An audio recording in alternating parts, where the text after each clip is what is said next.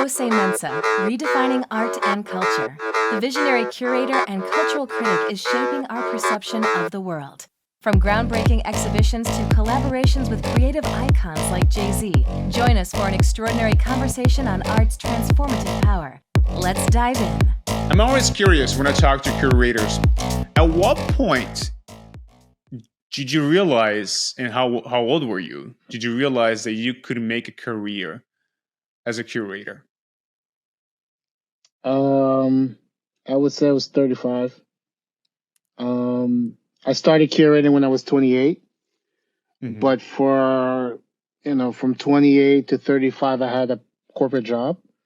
So I was doing marketing at Viacom, because my entry into the arts was as a photographer, started doing shows, didn't really enjoy the pressure that came with being an artist. So I just started writing about art. And from there, I identified that there was an opportunity to exhibit the works of emerging artists, particularly emerging artists of color. Because back in 2009, 10, you can count the amount of galleries that were showing, young artists of African descent, African-American, Latinx, Asian. And so most of the time we had to work with nonprofit art spaces or artist-run spaces. So they didn't really have the budgets to pay, a curatorial fee that allowed you to survive. And so for me, I had a job. The job was fine. I was doing my curating. Everybody knew it wasn't a secret life. I will bring my colleagues to some of my exhibitions. No, because sometimes we have these personal passions that it's kind of like your 5 to 9 that you do on your own. Some people may be like an opera singer, but they work in as an engineer or something like that. And so for me, I was very open about it. And I think for me, that allowed me to have the balance. And then in 2015, upon the encouragement of my boss at the time, Angelita Sierra, I was working at Nickelodeon doing digital marketing. She really pushed me to say, hey, you're still young enough to get another job if it doesn't work out, but your passion for the art, you will live a life of regret if you don't really chase this thing, 100%. And so she fired me. But it came from a place of love. I think I didn't really understand it until, I was older. I think at the time I was shocked and surprised, but she honestly gave me one of the biggest gifts you can give somebody in their life, right? To see the vision, to understand the passion and encourage that, because a lot of times folks aren't that generous.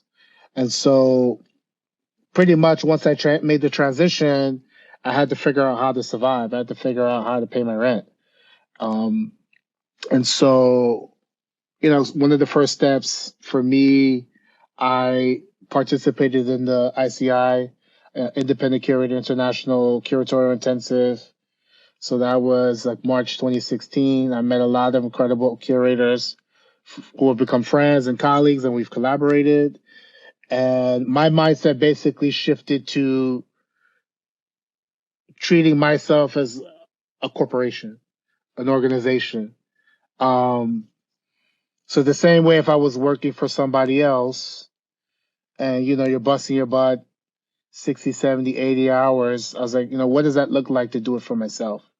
And so I took that mindset with me in terms of, doing exhibitions, doing public programs, writing, co-founding Art Noir, and really just putting all that energy into something that I love and enjoy. And, the last several years, it's been a blessing, to, you hear the cliche, if you love it or you do what you love, it's not work.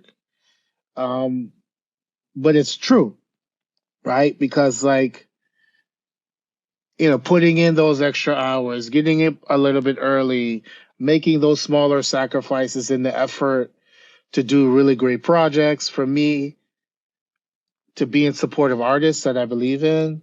I mean, that's the greatest gift that, anybody could have. So let's go back the day they had a conversation with your boss that she was like, hey, I'm doing you a favor right here. You might not see it that way, but this is going to be good for you. And then you walk out of Nickelodeon, you're unemployed now. I'm sure there's a lot of emotions, a lot going on, a lot of uncertainty. But did you had a plan of action? Did you decide, all right, so this is my next step? Yeah. Or, yeah, go ahead. So she gave me 2-3 months notice. So it wasn't like you're fired today. So I had time to prepare. Again, at the time I didn't understand the gift she was giving me. So I was trying to find another job because I was just like, curating doesn't pay at the time. Unless you worked at an institution, which at the time, I didn't have enough reps under my belt to be applying for an institutional job at a museum. And so, I just basically sought the insights of mentors, friends.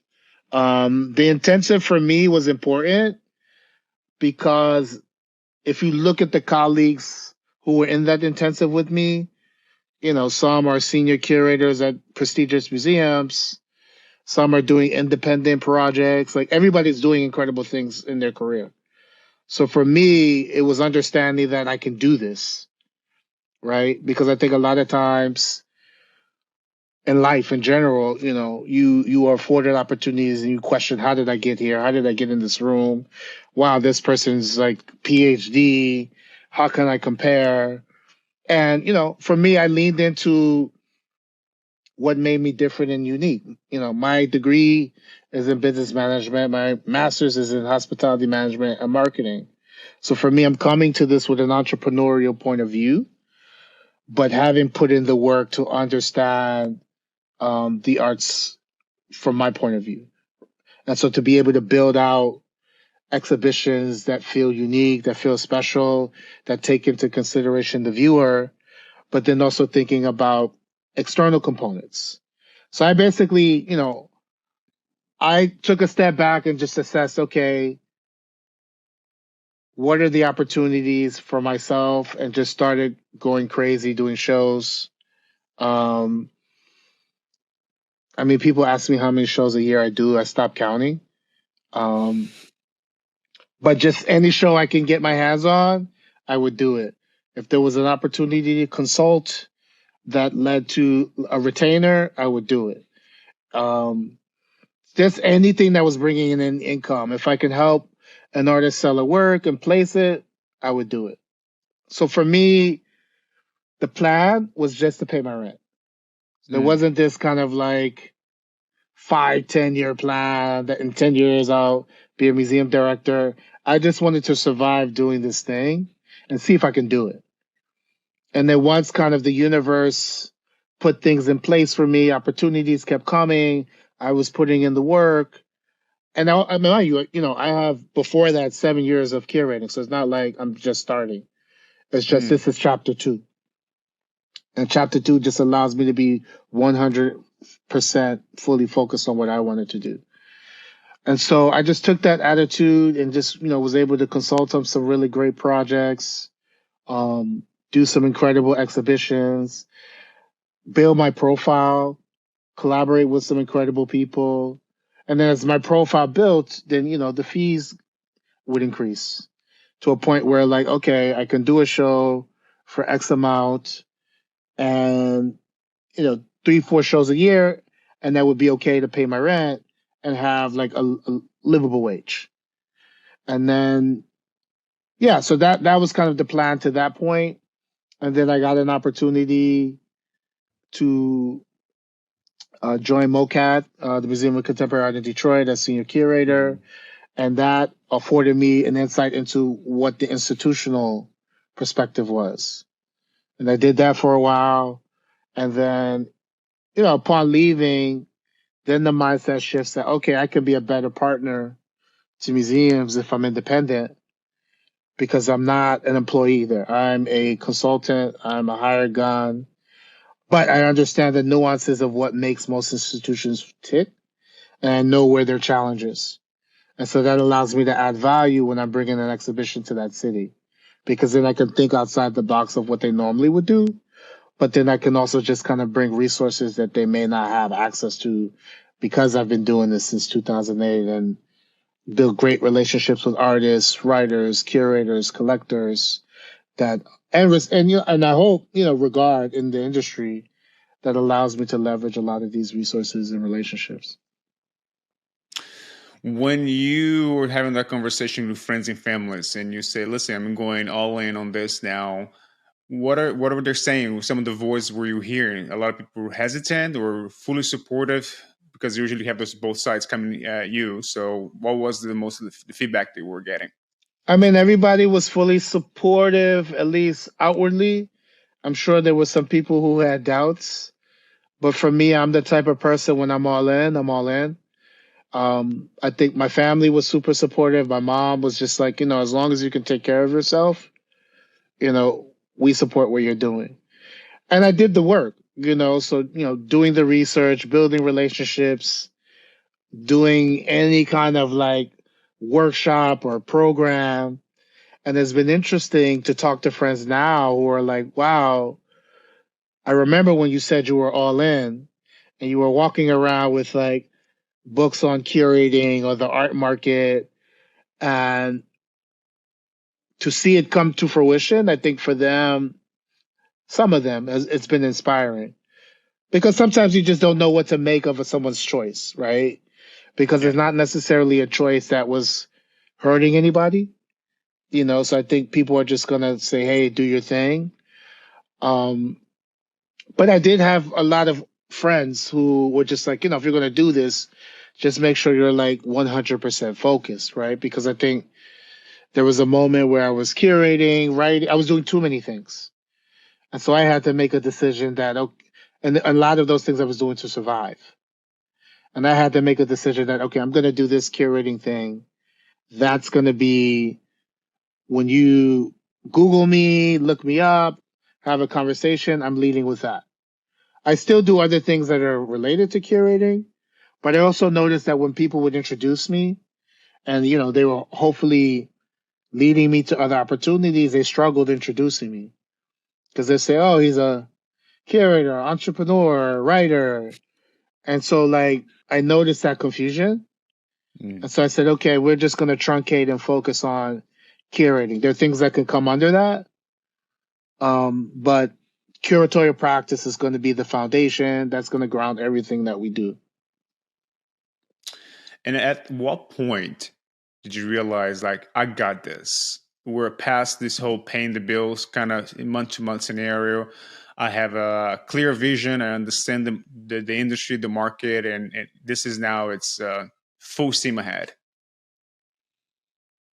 I think when I did my first museum show, so my first museum show was at Mass Mocha. I collaborated with Susan Cross, who's an incredible friend, mentor, curator, and we organized the first solo exhibition of Allison Janae Hamilton, who is a multimedia artist that I've known for several years. And that exercise for me, because the shows at Mass Mocha are a little bit different, they're up for a year. Normally, an Mm. exhibition is like, 4 to 6 weeks if it's commercial, 12 weeks if it's a museum. So this was a different level of effort that had to be exuded because the show had to be relevant for a year. It had to be relevant for multiple visits. We had to think about programming. There were a lot of variables that I had to take into consideration in collaboration with Susan and Allison. And when that exhibition opened, Allison got her New York Times write-up. I was like, okay, I think we got something. And, along the lines, I think you just have small moments that affirm what it is you're doing. So 2021, I had the opportunity to co-curate the Athens Biennial with Social Club and Pocoyo. And anybody who's done a biennial knows that's a Herculean task. We're doing this in the middle of COVID. I think we have over 80 artists. And to execute that at the highest level, incredible feedback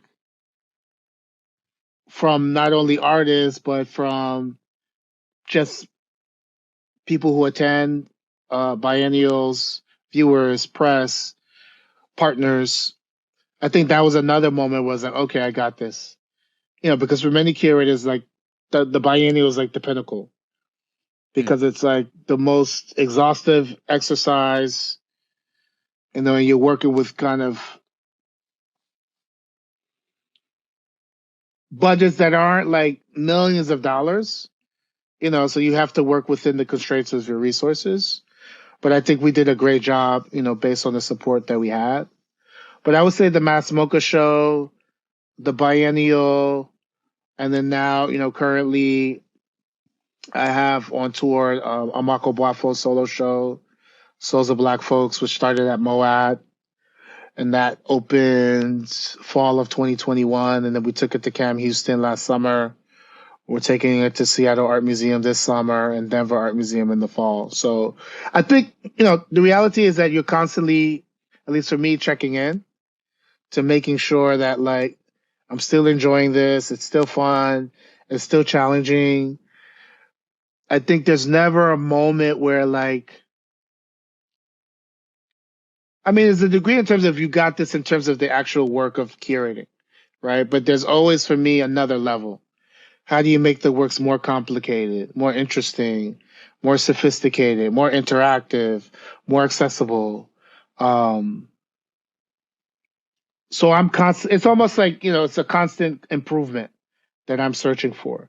So I don't think I necessarily am thinking about like if I got this or not. I mean, I've been doing it long enough to figure it out, but it's just been exciting to have these kind of milestones, over the course of my career that just remind me that, I'm doing what I'm supposed to be doing. So don't take that for granted, remain humble, but also be bold in your approach. Because you have a marketing background, when you started to look into exhibitions and what's the next project, do you try to pay attention what's going on in the public eye, what's going on in terms of the market, trends, all those things is part of the decision making? Or is more like, a project or a passion project that you really want to see it come from fruition? I think it's a little bit of both, right? Because if we're talking about contemporary art, for me, when I think about contemporary art, it's supposed to be responsive to the issues of the day, the concerns of the day. I try not to lean too much towards trends because then that is not me expressing my point of view, right? So my goal is to have a point of view, have a perspective. I can respond to an issue. Like I'm developing a concept for a show where I'm thinking about notions of vulnerability because I'm realizing 3 years out of COVID, a lot of us have been traumatized. I don't think we talk about it. The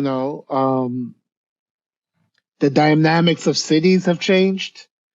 Where I grew up in New York, and certain times in the year, outside of summer and maybe warmer months, things are shutting down at 10, 11, or you have to go like to a particular neighborhood to be able to stay out late, right? And that's like something I'm not used to.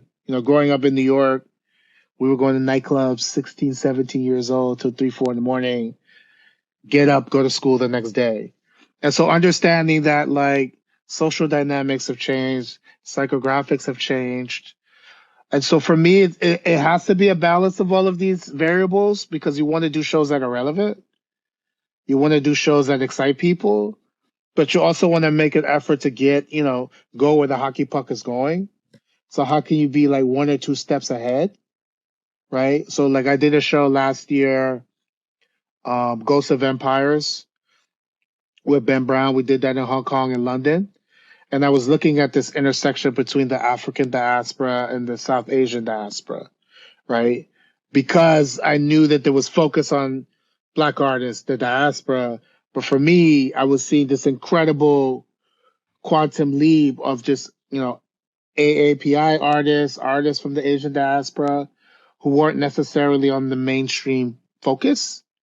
And so for me, it was like, okay, what happens when you bring these two together? And that birthed an incredible exhibition, both in Hong Kong and London. And a lot of those artists who are in those shows now are getting solo shows, solo museum shows. So for me, it's also just like, where's the hockey puck going? How can I be in front of it a little bit, but stay within the tempo of like what's happening? And then there are other times where you just want to go like counter to like what's the interest, right? So like I think it was maybe 2 years ago, 2021. I was frustrated at the lack of attention that abstract artists were getting. And so I curated a solo presentation of an artist, Patrick Alston, who's from the Bronx like me, all abstract show. We did that with Ross and Kramer. And it did incredibly well, sold out, placed his works with some great collections. And I really gave Patrick some momentum. And I'm working on a show this fall, co-curating with Paul Anthony Smith, called Between the Seams. It's again this kind of exploration of what's happening in between the seams and where do artists really have the freedom to create and express themselves. And so, it's a spectrum of abstract figuration to abstraction, which I think is an important conversation to have. And so it's super exciting. And so you're always recalibrating, right? I think there's never like a set formula, because I think if you're working on a set formula, it doesn't allow you to adapt to the changing market conditions, the changing interests, changing resources, changing mandates that a lot of museums may have or institutions. And so for me, it's just, being as flexible and nimble as I can is always just been a competitive advantage that has allowed me to just, do some really exciting projects. Now you talk about being adapt to big changes overall in the industry and the market. Which one have you seen and noticed that really impact tremendous in the last few years that you feel like really changed things, or nothing, or no, there hasn't been much of a change at all? What do you think? I think COVID was a catalyst to get us to do this, what we're doing right now, right? To engage virtually. Before, because I knew so many entrepreneurs who were starting digital platforms as a way to get access to art, to buy art. I mean, some were successful. I think Artsy definitely was on that trajectory. But if you talk to a traditional kind of old school collector, they weren't buying work online. They weren't buying work off a PDF. Maybe some, but I think because of COVID and because we couldn't interact, you kind of had to make those judgment calls. So just the OVRs, for example, with a lot of the fairs. I know with Art Noir, we started doing virtual studio visits because artists were still working in their studios, but they needed a community to kind of share what they were doing. When I think about auction houses and how they've kind of adapted to kind of be more digitally inclined. And so I think COVID was a catalyst to kind of help us take this quantum leap in terms of how we can use digital tools to, learn about art, buy art, engage with each other. And I think, if that didn't happen, then we would be maybe still a couple more years away from that. But because we were forced to, for many people, it was 6 months. Some people it was a year. I think what it's really done is also kind of accelerated this engagement with a globalized market, which for me is exciting because there's some people I talk to every day and I've never met them in person. But we text or we DM or whatever the case may be. Yeah. We're sharing alpha with each other about shows, because I can't go everywhere. And they'll say, hey, there was this great show in Rio, this artist, you should check them out. And then if I'm interested, I'll DM them. We do a virtual visit and we begin a relationship. And so I think, ironically, the world has become smaller because of these digital tools. And I emphasize that they're tools and not silver bullets. I think some people have kind of confused that Instagram and TikTok and Twitter are silver bullets when they're really a tool, hopefully in your toolbox of outreach and communication and sharing what it is that you're working on. The interesting about social media is that it feels like, and please correct me if I'm wrong, the artist has more independence than ever before now to really display their work, even engage with curators like you. But do you feel that, how do we define what an artist, like, what would be how do you define what is something they would like to see an exhibition made of, in terms of if you find someone online on Instagram Mm. or TikTok, and you do your virtual tools and you develop the relationship, but what separate that specific artist from the rest? There's so much out there, and the fact that the artists perhaps don't have a huge audience, some will have hundreds of thousands, but some not so much. Is that a factor, or not so much? So I think, to your first point, artists do have a lot of tools and resources at their disposal to allow them to dictate the tempo and energy around their practice, but I think they need to believe it. Mm-hmm. They need to claim that and own that. Not everybody does that. You still have people who are operating in a pre-COVID paradigm where they're hoping somebody will drop from the sky with manna and say, hey, you're incredible. I'm going to give you a solo. We're going to make you a star. That's not how it works, right? I think for me, I'm looking at intangibles because obviously if we're talking and having a conversation about your practice, I believe the work is good, right? So we've already kind of qualified quality of work. But for me, I'm trying to look at work ethic. Does this perspective feel fresh? Is this a unique point of view? What is their upbringing? And I think a lot of that has kind of been accelerated because I've been angel investing the last 3 years. So when you're looking at a founder, I got to figure out, like, particularly if it's like seed, pre-seed, that is irrelevant. Now you could tell me that, you're going to grow 5,000% year over year, but it's just like, okay, but what happens when you run out of money? Are you that dogged? Are you that focused and hungry that you can go out and raise whatever additional capital, hire the people you need to hire in order to, like, keep the train going? And so for me, it's the same thing with artists that, you know, the career of an artist, if they're really in it for the marathon, it's up and down. And so I'm trying to dictate what is the temperament, what is the will, the passion of the artist to navigate the up and down, right? Because most people can't navigate the up. So, you go from, like, because for me, I'm looking for artists who have like 500 followers, 1,000 followers, because I know it's like early in the journey. We could really have some interesting dialogue. And, even if the work is not for me per se, from a curatorial standpoint or a collecting standpoint, I may have a colleague who I can say, hey, look at this. I've talked to the artists, they're putting in the work, they're doing the research, they check all the boxes in terms of intangibles that, they're coachable, that a curator will want to, like, be in collaboration. And so I'm always looking for that, right? Because you can be the most talented artist, but if you're not coachable, and I'm not saying that you have to do what I say, but, like, be open and responsive to insights and dialogues because, life is a cycle and sometimes things repeat itself, right? And I want to believe that I've seen a fair amount that could be helpful to artists, but I think the key thing is the artists have to kind of know and believe it. Because a lot of times, you'll have galleries who are also doing the same thing. They'll find an artist. Hey, your work is great. I'm going to give you a solo show. I'm going to place it with artists. Sign this 3-year contract with me. And I tell artists, don't sign anything.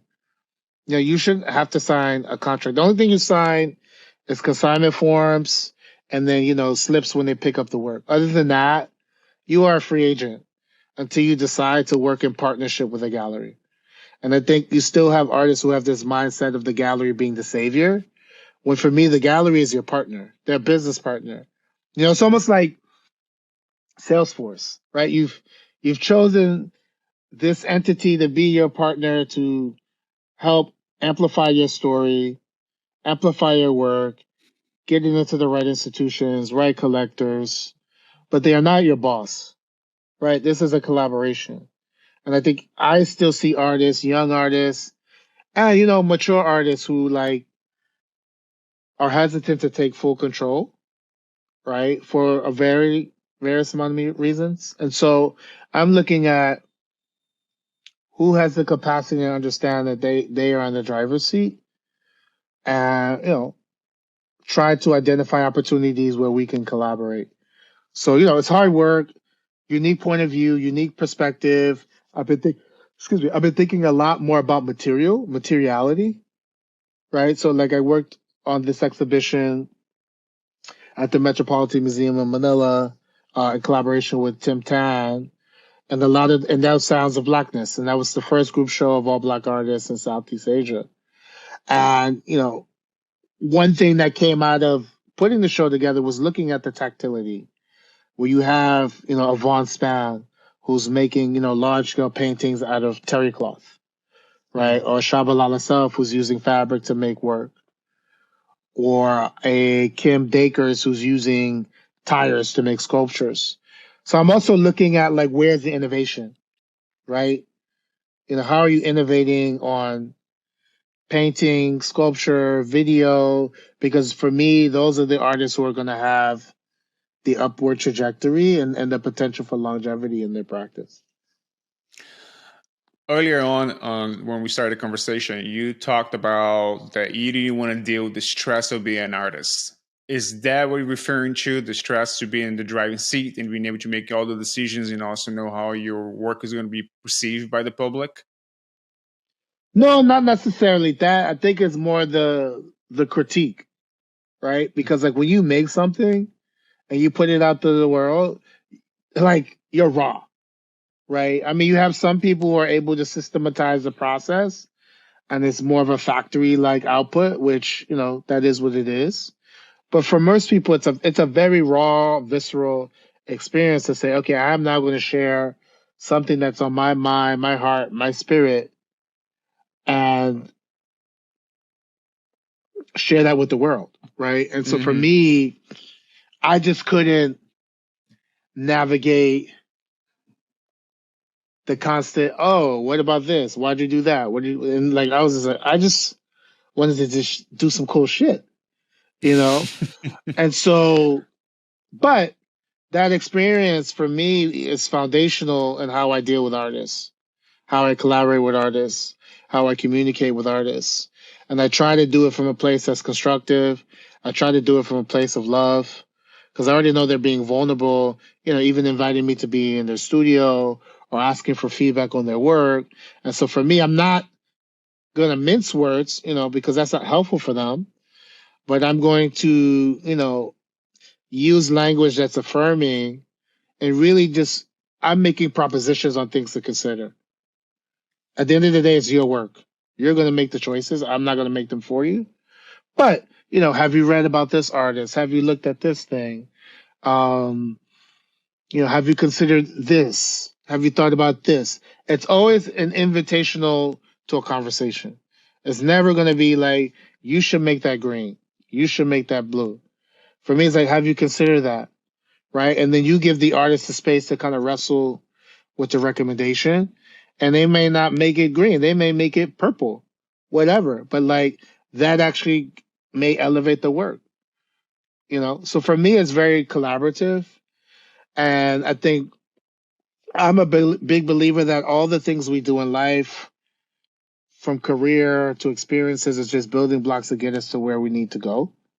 And so I think if I didn't have that experience, making photographs, doing exhibitions, I wouldn't be able to be a good collaborator or as good a collaborator with artists, right? Because I wouldn't have that point of view, right?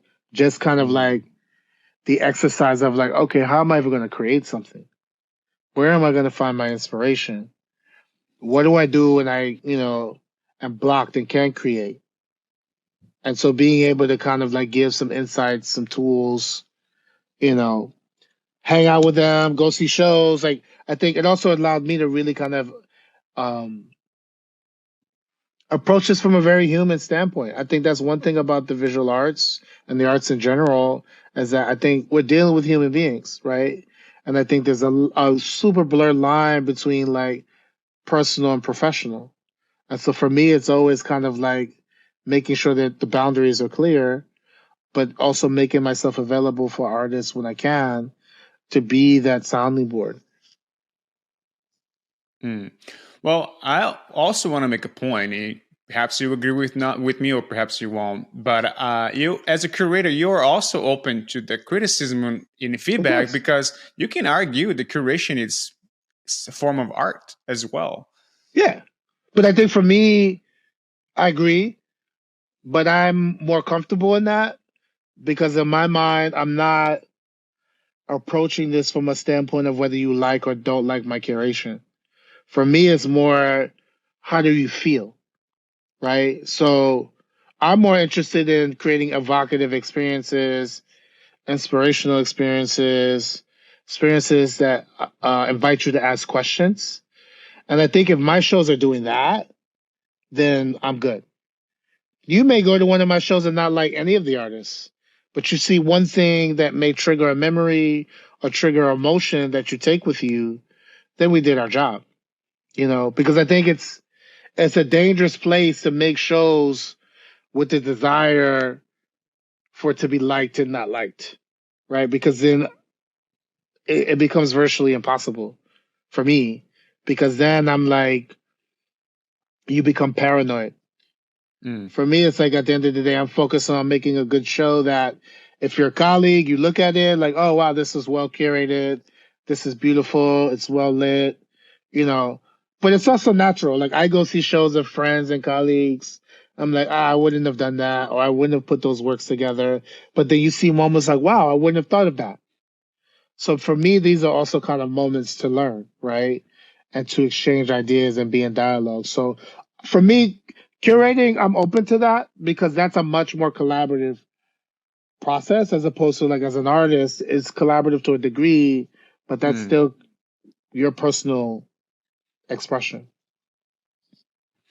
Let's talk a little bit about this collaboration aspect. How do you develop the connection with the artists? What kind of dialogues, what kind of questions are you asking? What are you interested in? The backgrounds, where they want to head it? Tell me a little bit more of the process as you start discovering them and figuring things out where you can go. Well, so this is something I've said time and time again. I've discovered many artists that I like have had long-term collaborations with through other artists. Because for me, you know, another artist is a colleague, another artist does what you do, obviously in their own way. So there's a certain level of respect that's there. If they're like, you know what, this is interesting, you should check this out. So I think it starts there in terms of like, how am I getting access to the input to the artist? Sometimes I make discoveries on my own. And then it just starts with a general conversation. Like, so what is your work about? What are you thinking about? What excites you? And I'm trying to identify, does this feel unique? And I'm also trying to identify, like, do you even have the capacity to communicate what you're doing? Right? Because some people are incredibly talented, but couldn't tell you why they did X, Y, Z. Right? And I wouldn't say there's a right or wrong to do it, but I'm trying to look at the intentionality, right? Because you have some people who are just like purely intuitive in their art making process, which is cool. You have some people who are super kind of specific and scientific and prescriptive, which is cool. So I'm trying to see where you sit within that. And there have been many artists that I've met who like work, it looks amazing. It's incredible. But their capacity to, articulate what the practice is about is terrible. Right. And then so I have to identify, is this person open to being in dialogue, to develop the skills, to improve, telling their story? Because at the end of the day, for me, the artist needs to be their number one fan. And if they can't exude that, and I know some people are shy. I know some people don't like to talk. Some people are nervous to talk. But if we're in a one-on-one dialogue conversation, I need to feel that you're passionate and excited. So for me, I'm looking for passion. I'm looking for excitement, unique point of view. A lot of times it's also just relative to what I'm thinking about at the time. Um, and if it fits within kind of that jet stream, because there are artists that I've known for a very long time that I still haven't had a chance to formally collaborate with. I mean, we're in dialogue and we talk, but we haven't been able to do a project, and I do my best to let them know that, I'm always looking for like what fits. I'm not going to put an artist in a show just to put them in a show. It needs to contextually make sense for me. Right. And so, and some artists don't like that. They're like, I've known you, for X amount of years. We should be collaborating. And I was like, the collaboration isn't always exhibition. The collaboration could be a Q&A. The collaboration could be an essay. The collaboration could be, artist talk.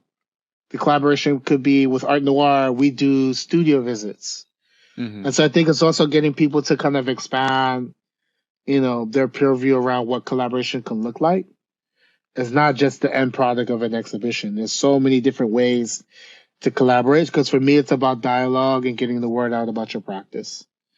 And so, I mean, those are kind of the starting points. And then it's just like, is there a simpatico, right? Because I need to be able to clearly and honestly communicate with you. Sometimes that happens, sometimes that doesn't. That's life. I think as long as if it doesn't work out, it's amicable and it's respectful, and that would never impede me from not recommending that artist to somebody else, because sometimes it's just like we don't jive. But Mm-hmm. I know somebody else who will be totally into this. You guys should talk and collaborate. And so I'm always thinking about how do I pay it forward as well, if it's something that just doesn't work for where I'm at that particular time. Well, you have the opportunity to work with amazing artists already and institutions. When you look at all of those people, do you feel like they all have a common trait, a personality trait that kind of makes them great? Or is there individuality, personalities that kind of stand out? There's anything that they have in common? I think many of them, it's work ethic, it's an obsession. Like they eat, sleep, and drink creating. It's the only thing that they want to do. Even when they want to take a holiday, they're still working. And so I think for me, it's this kind of dogged obsession with creating and expression. Incredible work ethic. I think honoring the gift that they've been giving, so not taking it for granted, and not chasing the money. I mean, obviously, you want to get paid for your work, right? You want to be able to make a living. So I'm not saying this kind of kumbaya starving artists, but like they're focused on like making sure everything that comes out of the studio is A1 grade, right? Because I'm sure you've seen artists where you're like, this artist is incredible, but I could definitely tell they dialed it in. I don't even know if they made that. It looks like assistant, right? And so these are artists, even if you have assistants, which like at some point of your production, it's necessary, but you still see that level of quality, that level of care, right? So they all care about what they're doing. They're not frivolous with it. They know that everything that comes out the studio needs to represent a point of view or perspective.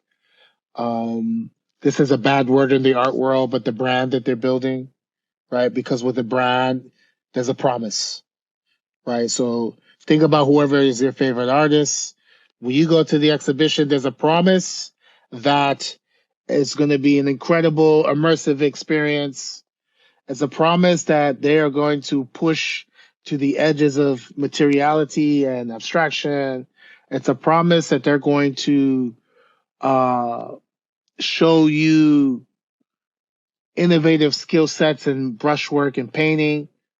And so for me, it's looking at artists who want to fulfill that promise to themselves, but also to the audiences who will come and engage with their work. You said something about being thankful for their gifts, and I like that. So we believe that those great artists, they're gifted. They were born perhaps that way, and of course, the work on it. You said about the work ethic and all those things. Do you think someone that perhaps don't have the gift, was not born a talent individual, but has a determination, the drive to become a great artist, can that person achieve that? Can that person be one of the greats, or you do need that gift regardless? I think you can, because I mean, I think gift is like an open phrase, right? Because like I'm not saying gift in terms of like draftsman, draftswoman, right? Because I know some incredible painters who can't draw for shit, right? So it's like it's understanding what are the tools that are going to allow you to self-actualize your expression and really get to that highest point of potential. And I think it's definitely possible, because I tell artists all the time, being successful in the art world, art market, isn't just purely predicated on talent, right? In terms of like physical talent. There's an intellectual talent, there's an emotional talent, there's a spiritual intuition that has to kind of be uh, tapped into. And I've seen it many, many times where people are like, I'll meet them, I'll look at the work, I'm like, nah, that ain't it. We'll talk. They'll go back in the lab and they'll put the hours and hours and hours in till they make a breakthrough, right? And that's where I talk about innovation, because there's always an opportunity to kind of innovate. And that innovation could just be as simple as material use. It could be like, okay, instead of using paint, or instead of using oil paint, I'm going to use house paint. Instead of using charcoal, I'm going to use tar, right? And then a lot of this is kind of more tapping into personal experiences and being able to mine them as a resource that could be articulated through the practice. But I definitely think, because I mean, for me, like, am I the best curator in the world? I wouldn't say that. There's still a lot of room for me to grow. There's still a lot of room for me to evolve. A lot of room for me to learn. So I think the other part to your question is, I think if you're curious, that's the ultimate competitive advantage, because it's going to gnaw at you in your stomach. We're like, oh, what happens if I do this? What happens if I do that? Right? And it doesn't necessarily always require being prodded and nudged. So I think that's the other thing when you're going back about like, what am I looking for in an artist? It's curiosity, right? You got to be self-motivated in this thing, because there are going to be many times where it's just not fun.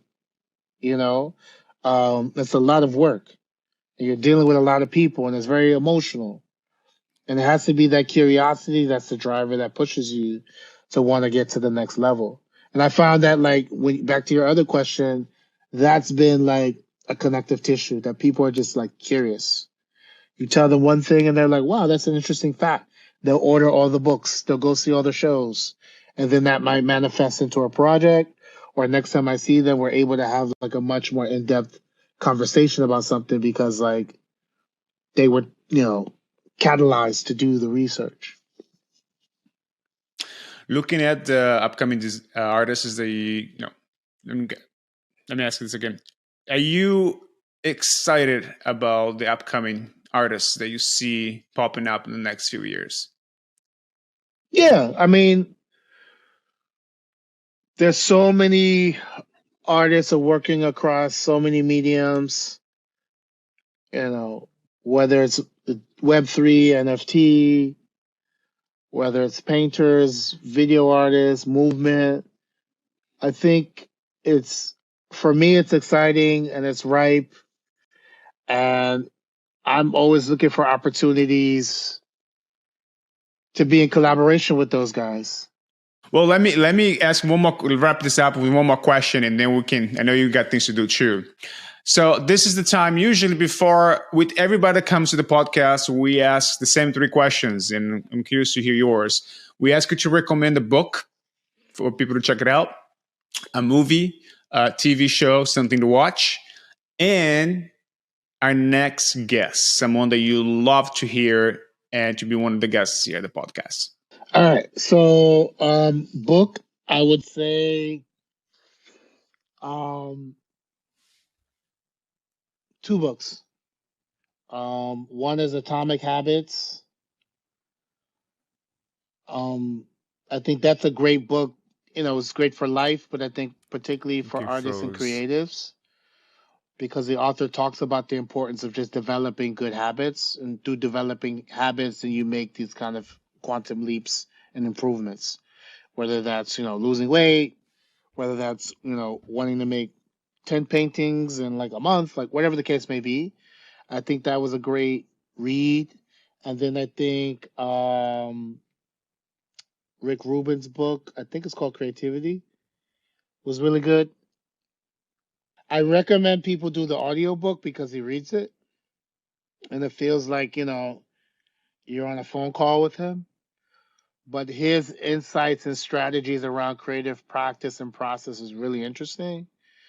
And he, talks about fine art, talks about music, just different kind of artistic expressions.